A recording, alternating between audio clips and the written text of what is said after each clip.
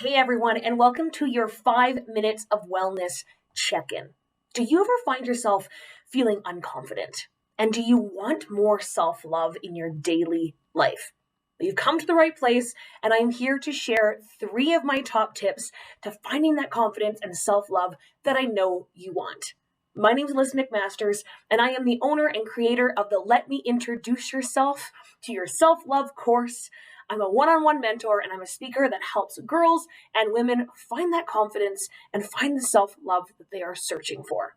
The most important thing that I want to start with today is that self-love doesn't have to be the butterflies and rainbows thing that we see often on Instagram and on different kinds of networks. What self-love can be is just hating ourselves a little bit less than we did yesterday. This means that when we wake up in the morning, instead of looking in the mirror and rolling our eyes and saying, ugh, nothing's going to fit me, let's just change the narrative a little bit. We don't have to love ourselves every day. And actually, loving ourselves every day is impossible. But rather, I just want you to focus on not hating your body, not hating yourself, and becoming neutral with it. Just saying, this is the way my body is, and that is okay.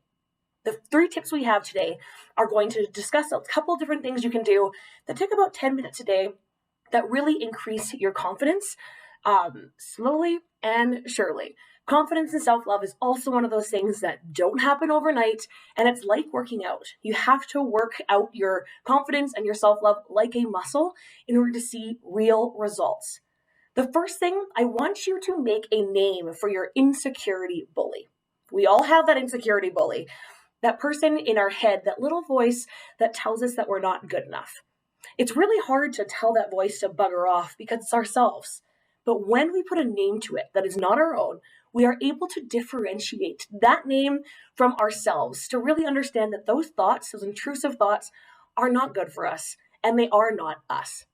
So by putting a name to those insecurities, we are really able to differentiate it and say, it is time to go back to where you came from and tell that little voice to bugger off. So look in the mirror, think of that voice, think of that person, name that inner voice that is not good for you, and tell it where to put it. This is really going to help increase your confidence and make you realize that you can have fun while you're finding your confidence and your self-love. And it can be funny. It doesn't have to always be so serious. The second thing I really want you to do is change the narrative from apologizing to thank you.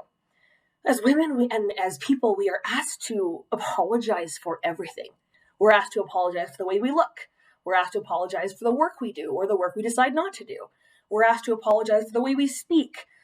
We're really asked to apologize for everything in our lives, and I, quite frankly, am pretty sick of it. So by changing the narrative from I'm sorry to thank you, we are first of all able to show other people that we are confident enough to not apologize for things that we don't have to. And we also tell ourselves that we are amazing and we don't have to be sorry for just simply living our lives. So the next time you want to say, I'm sorry, like, oh, I'm sorry I'm late for work. I was in traffic. Or, oh my gosh, I'm sorry. I know this outfit is like a little ridiculous. I want you to say, thank you. Thank you for waiting for me. This really made my day a little bit easier. I wasn't stressed in traffic. It really helps to know that you are here for me. And on the other side, thank you so much for, thinking that my outfit's so different. I know I really like to do different fashion choices and I like to try new things. So thank you for pointing that out. Instead of saying sorry, say thank you. And the third thing I want you to try is start to realize that you can be your best self by doing the things that you love. The best way to do this is to go back and think about the last time that you felt totally full of life. When was that last time that you felt like a little girl running around and was just so in love with yourself? Was it when you were last writing? Was it when you were in a business meeting and absolutely crushing your business meeting? What was that moment where you were like, I am pretty cool? Now do more of that. I call this finding your inner child. What makes you excited? What makes you want to play? It doesn't have to be something exciting like with work. It can also just be, do you love running? Do you like going out and do you like spinning and twirling around? Find that thing that makes you wildly happy and do more of it.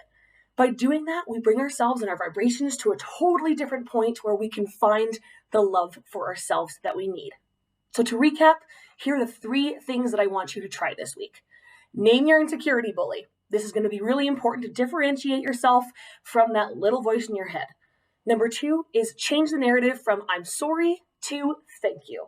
And number 3 is find that sense of play. Find the things that you love to do and do more of it. If you are looking for more confidence and self-love tips, go ahead and follow me on Instagram at Alyssa S. McMasters, where I share some different confidence tips, ways to love your body, and ways to just stop apologizing for being just who you are. If you're looking forward to my course, go to my website, letmeintroduceyourself.com, where you can check that out, as well as I have that one-on-one mentoring. So if you have any questions, feel free to reach out to me. I am here for you, and you are amazing.